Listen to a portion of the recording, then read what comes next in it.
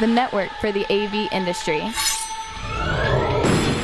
What are you listening to? This is AV. This is AVNation. This is AVNation.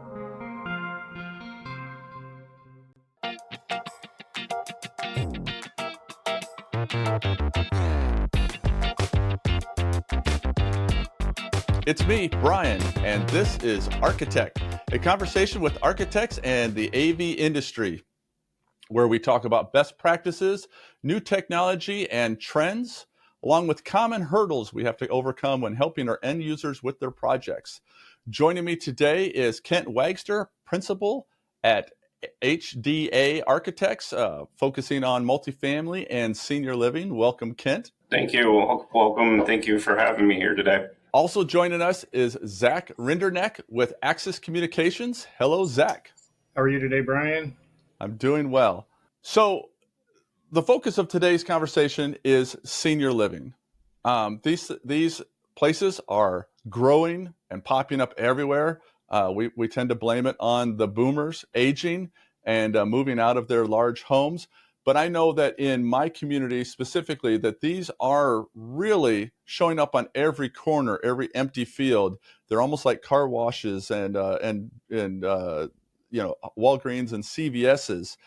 So with this great expansion of them, and I think they're becoming more pleasant, that stereotypical senior living that we all grew up with, the terrible, 80s and the 90s where you were parking mom or dad or grandma or grandpa. We're trying to make it to where it's more of a livable location.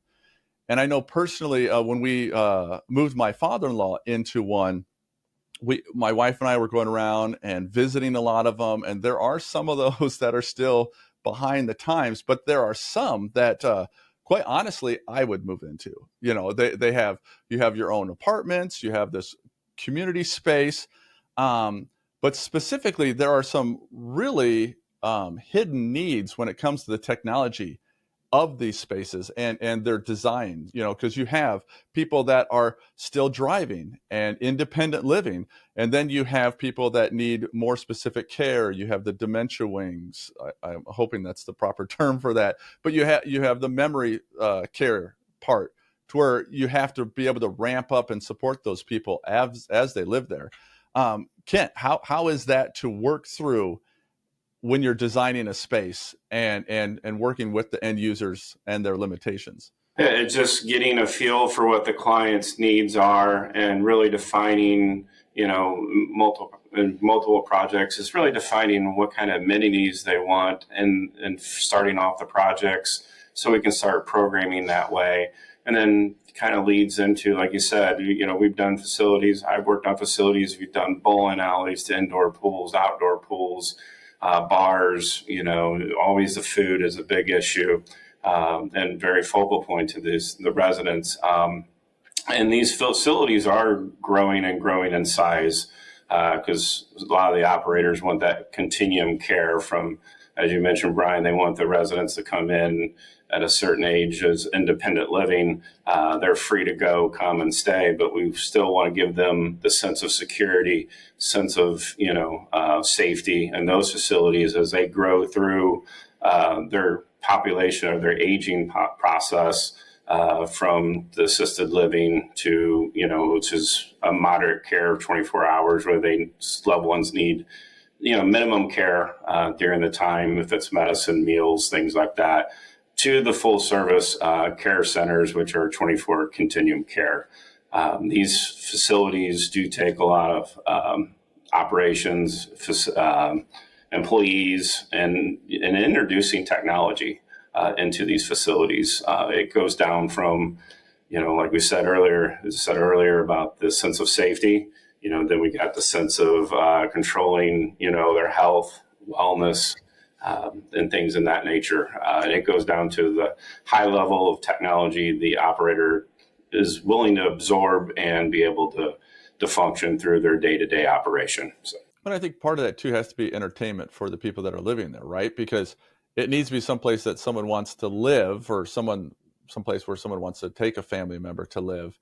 And they feel comfortable, and not only do the residents feel comfortable, but so do the family members that are still caring for that resident. Very, very true. The social aspect is a very good point of their day-to-day, lifestyle too.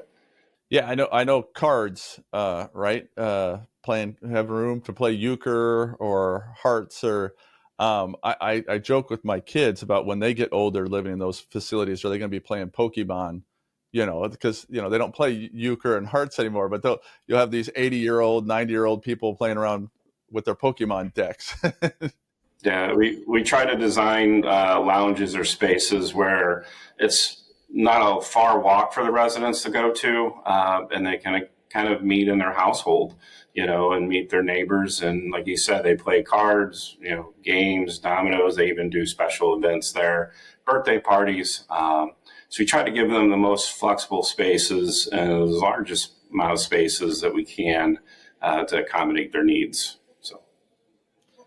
And some of those needs, and I don't want to take us completely down this path, because there's a lot of cool technology that is being used in these types of facilities. But one of them, as we've mentioned a couple of times, is security, and partially because you don't have a lot of staff available now to maybe watch people all the time, 24/7 in person. So you need to have some of that technology to support that. And that's where, Zac and companies like his can come in and help take some of that load to or help you stretch your facility, your staff in ways. I know in hospitals, the nurses are all wearing their nurse call system so that they can coordinate with each other quickly and in real time while still doing their job. It amazes me how much better that voice command is, where you push the button and you say, call Brian Heidgerken, and then it immediately calls, but I can't get my car to call my kids because it doesn't recognize their names. For sure. I mean, in the healthcare space, some of those technologies that you're thinking about can really help with the staffing issues that a lot of people are seeing currently. I mean, the addition of cameras to monitor areas that residents might not or should not be at a specific time.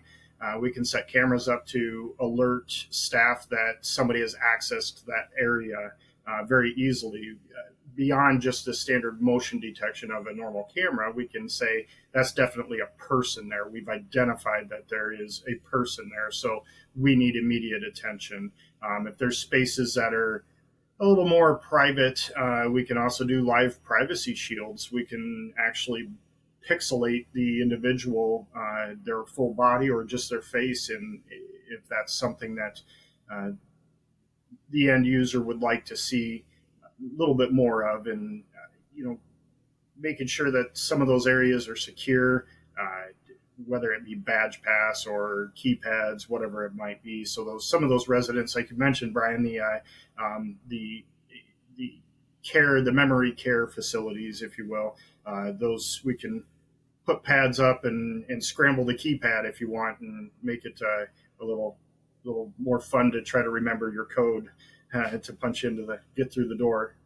I personally have a feeling that would just require like a Post-it note so that I could remember, because I mean, for me personally, with those where the numbers are in a different order every time, I get the concept behind it. But for me, I remember my passcodes by their patterns, whether it's my ATM card or the security code to get into the office, so you moving 1, 5, 7, and 9 to other parts of the screen would cause problems for me. But I could see, you could in theory do 1, 2, 3, 4 because it's in a different order. I don't know. But having experienced that firsthand with my father-in-law, he had dementia, and but he was still, he'd have his moments where he was all there. And there was a couple of times that we would get phone calls from the staff that he was able to remember or see the code someplace, or he would just sit there and he had nothing but time on his hands, and he would go through random numbers, and occasionally he'd get it right. And, luckily the staff was there and they were on top of it, but I can see that being a concern for everybody involved. Kent, with these locations having it's really multiple facilities all in the same location, right? You have your, where it's an apartment with minimal needs all the way up to full-time care. So how does the technology change at all in those different locations? We try to have a sense of, the independent living. They're just wanting that sense of security, sense of safety. As we still kind of look at that, controlling the access as far as the entry doors, things in that nature. As Zach mentioned, cameras, just a sense of security of their residents and their feel for their loved ones. And as you grow into the continuum care, our sense of security aspects and technology will grow. As far as we'll kind of lock down doors, controlled access at the front, containing that for an auto-visual communication to a security point. And then you have all the security aspects of where that goes. And then as you dive into the wings, as far as you mentioned, Brian, about the memory care, dementia, that perspective goes back to the end operator. Some memory care facilities are very, they don't want the full-fledged dementia just from an operation standpoint, or they go to that full-fledged dementia. And that is a full-fledged lockdown wing, which we try to work through with the operations as far as what levels of doors, where at, alarms, things in that nature. And it gets into other technology as far as protecting those residents that do wander. There's wander guard systems, even getting into overall system, controlling that wing, or even getting into an individual, basically wander guard system on that individual, or a wheelchair or something like that, just to be able to track them from a GPS standpoint or things in that nature. So. I've helped taking care of some elderly family members, and like my father was in the hospital at one point, and he was a wanderer, and I was really shocked being somebody in technology. Right, I'm in a hospital, a good hospital, modern hospital, but yet they had to turn off the bed sensors because he kept getting out of bed. But they were okay with him being in his room. But their monitor for the doorway was really like a magnet, and then something they had picked up at the local hardware store, door alarm. And I was just kind of like sitting there thinking while I was visiting, I'm like, there's got to be a better way to, because it didn't seem like it was foolproof. And there's got to be a better solution to, the tracking where, you could, if someone's wheelchair bound, you could put a tracker on their wheelchair.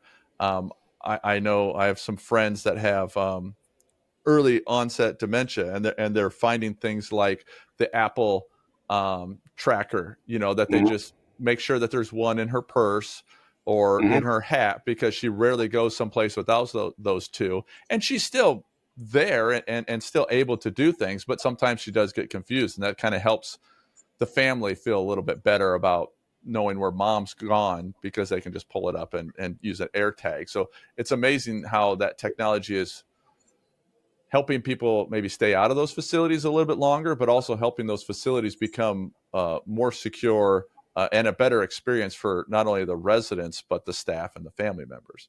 Yeah, I mean, there's some of our facilities we try to design, the kitchens and things like that, the assisted living, and we try to be able to lock things out, give the owner, basically an operator, be able to lock down a stove and just toggle it off, just so if your loved one starting to lose that dementia where they're not creating a burn aspect, or there's sensors, motion, there's alert devices that we can put on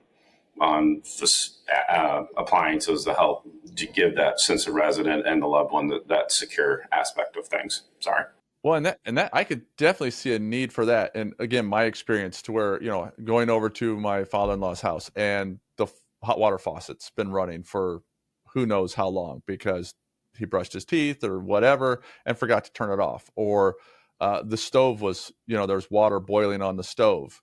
And again, it was like, well, how long has that been boiling? So having that ability to at least notify somebody, or say, hey, if this water's been running at the sink for 10 minutes. Maybe we should shut it off and let somebody know.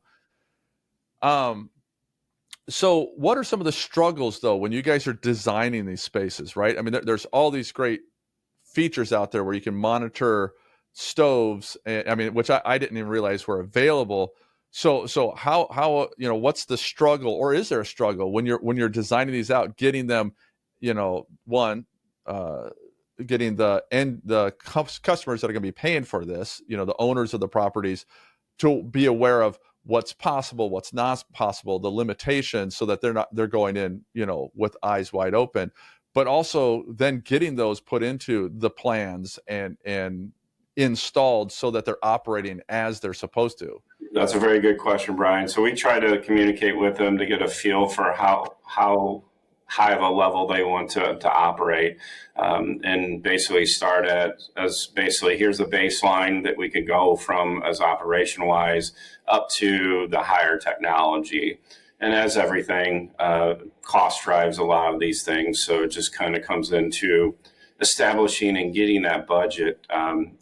My focus has been, I really like having a GC, general contractor, a part of our development of our process, to be able to help identify the cost, to track down costs, and to help us work back and forth with the owner, so they have a real budget when we go out to the market, or that contractor takes it at basically negotiated price with the end user, and construct these facilities. But it's really comes down to operation wise. It comes down to basically for the end user to understand the safety things and the technology, as well as the cost. Are you finding that there are GCs that are specializing in this type of build out also, and they come in with that experience, or is it still something that's new, and there's some people do it better than others?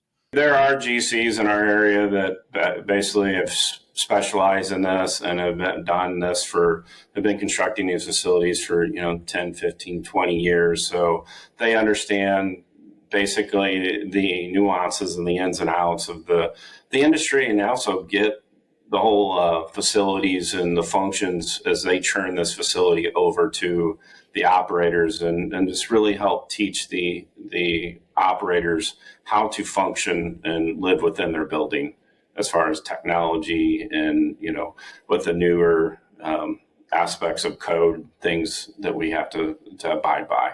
And this is like a self-serving question a little bit, but when are you bringing on? You said you like to bring on the GC a little bit earlier. When are you bringing the rest of the mechanical, electrical, technology people? How early are they coming in to the process? We would like to get them in as soon as possible. It just goes into what the integrated process we would like to go through with the owner, if it's design build, or it's a fully engineered project. If it's fully engineered project, we like to have the engineers with us throughout the whole process and in communication with the owner. So we're all hearing the same thing and being able to get that information documented and correctly integrated into the drawings. Now, as far as the design build integration, we basically would be looking for the contractor to be bringing their subcontractors in, and that we'd basically be bringing them in about 50-60% of the process of our drawings, and start integrating that into our design and working through cost and systems and things of that nature. For sure. The earlier the better on our side, Brian. I feel that the security side of things, and cameras specifically, are a very last minute thought. Like, oh, wait, we need those? What are we going to do? Or we get into a scenario where it's an older aged building and they're trying to retrofit it and put all these extra additional features in. That's something that maybe we could plan a little bit earlier for moving forward, because the Internet of Things is expanding greatly at this time, and everything is either IP based or starting to go wireless. And the wireless technology is great. Is it extremely reliable as a hard connection? So running those hard connections and making sure that those infrastructures are in place early on put pen to paper before we even break ground on something is my philosophy. As Zach mentioned, having them on early really helps identify the spaces we need that tend to get overlooked, or we start trying to cram things in other rooms that really don't fit in the utility rooms. So having that knowledge up front really helps identify our space a lot more in depth and detail. Yeah, there's always those struggles, right? Where, getting sensors, pulling wire. It's amazing what some electrical companies can do, how they can get a wire in some of these locations, especially in remodels. But yeah, that coordination is very important to make the whole process go a lot smoother. Well, I really appreciate the conversation today, guys. I think this was enlightening. I know I learned a lot. I don't work a lot in Kent's arena personally in my day-to-day job, but it is something that I've had personal experience with, but also just being somebody that's interested in technology in general. I'm always amazed at seeing those, the sensors on the stove, or the ability to, maybe in one apartment you lock the stove out, without having to go in and physically remove it, because that's kind of a heavy-handed tool for somebody. And sometimes the dementia person someone suffering from that, having the stove still there, even though they can't use it, it's still something that they can fiddle with, or, but doing it in a safe way is a pretty cool idea to me. But I probably shouldn't be designing these places. This has been, again, thanks a lot, Kent. Appreciate your time. If people wanted to reach out to you or HDA, what's the best way to do that? Yeah, you can reach out to me as Kent Wagster. My number is 314-530-7266, or you can shoot me an email at kwagster@hdai.com. Brian, I appreciate it. It's been a pleasure having a discussion with you and Zach here this morning. Yeah, we're going to have to definitely do this again and get into that multifamily arena, because there's a lot going on there too. Zach, again, thank you for joining us. I really appreciate it. If people need to get a hold of you or want to reach out, what's the best way? Yeah, our website is axis.com, so AXIS.com. You can reach me personally at zacr@axis.com, or feel free to call me 319-361-4442. Awesome. Thank you again both for joining me. And to those of you listening or watching out there, if there's a topic or somebody you'd like us to talk to, throw something in the comments, reach out to me. My email address is brianh, BRIANH @cti.com. Pretty easy to remember. But yeah, always looking for new show ideas and new guests. So reach out. And again, thank you for joining us, and we will see you next time.